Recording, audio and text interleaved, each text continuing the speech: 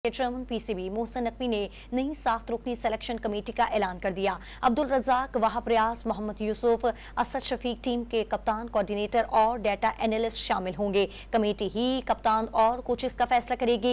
कज़ाफ़ी stadium Lahore में press conference chairman PCB Mohsin Naqvi ने coaches के हवाले से जल्द खुशखबरी की नवीद सुना दी। वाज़ेह किया कप्तान का हतमी फैसला काकोल कैंप के इख्तिताम पर होगा। हम लोगों ने सिलेक्शन कमेटी को रीऑर्गेनाइज़ किया है और अब ये सिलेक्शन कमेटी जो है वो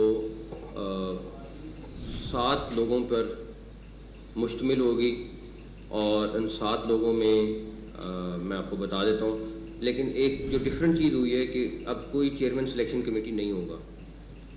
7 के 7 मेंबर्स के पास उतनी पावर होगी जितनी किसी एक मेंबर के पास होती है। तो 4 प्लेयर्स जो हैं वो ये बैठे हुए सिलेक्शन कमेटी में। अब हमने पाकिस्तान टीम का कैप्टन जो है वो उसका मेंबर हुआ करेगा और एक हेड कोच उसका मेंबर हुआ करेगा।